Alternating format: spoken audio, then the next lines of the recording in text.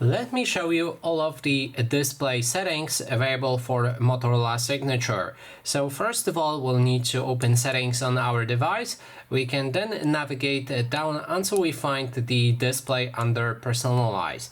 That way we'll be able to see all of the settings, and starting with we have a brightness slider that allows you to adjust the brightness of your screen. Then we have adaptive brightness, which automatically adjusts the brightness depending on the light outside. So you can enable or disable it if you like.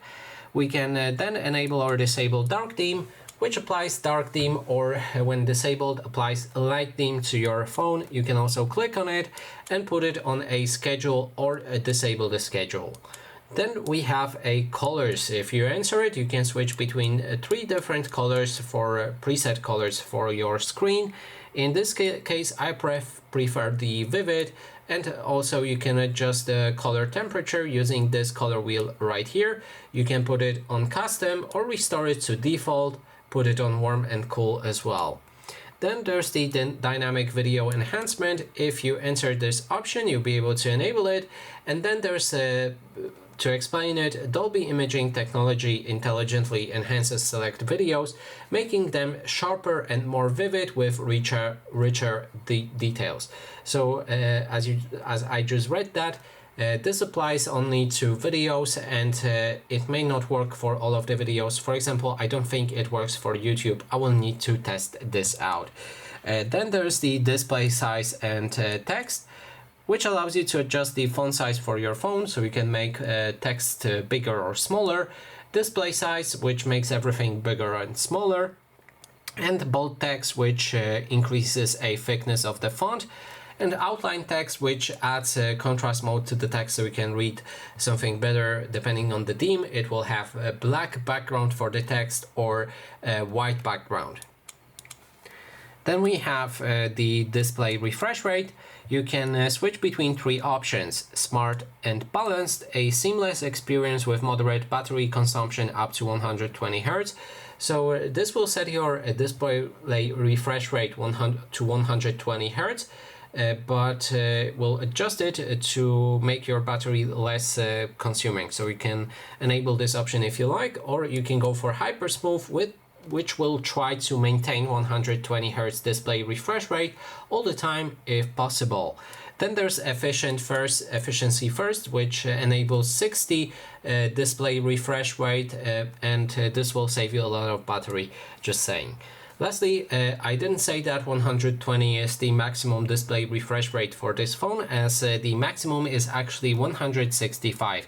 You can activate 165 display refresh rate when you play any game on your phone, and I've made dedicated video to that, so if you're interested, just search on my channel how to enable 165 Hz display refresh rate.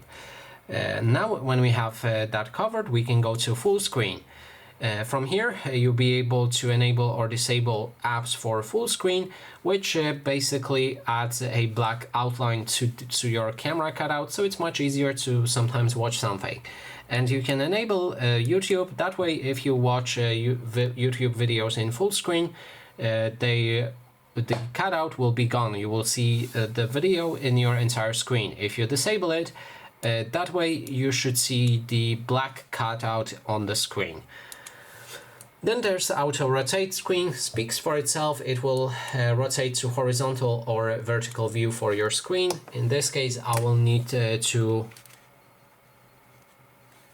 flip it again, like this. So sorry for that. After auto rotate, we have color contrast. You can enable or disable a contrast, and this works greatly with the dark mode. So if you have dark mode activated, you should notice the difference instantly, but this allows you to read the text better, notice letters faster, etc. when it's set to high. I prefer to have a default. It's just an accessibility option to help you navigate your phone if you have problem with that. Then there's the eye protection. You can activate night light, which enables a yellow tint to your screen, so it's less damaging to your eyes when you use it during a night. And you can turn it off right here as well and adjust the intensity and the schedule the same as in dark mode. Then we have flicker prevention. If you notice that your phone is flickering, the screen is flickering in the dark spaces, then you can enable this, but keep in mind that while this is enabled, you may encounter some of the screen noise and color distortion when using it. Then there's screen time. It changes on how long your screen will remain active until it locks automatically.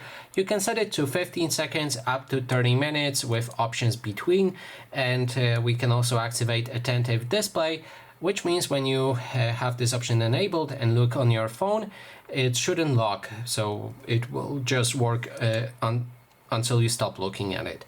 Then there's the screensaver, so you can enable it and then use it, but it works only when charging. So when you charge your phone, you should see one of those screensaver options that are available on this list. Then we have the screen record.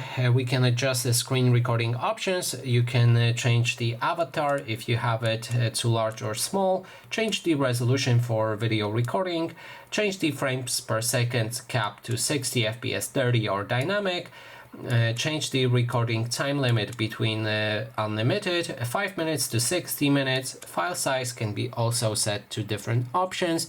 And you can also enable or disable screen touches when recording, so they will be visible. Then there's a 3-finger screenshot. All you have to do is click and hold 3 fingers onto the screen to capture a screenshot. For some reason it's right here in the display.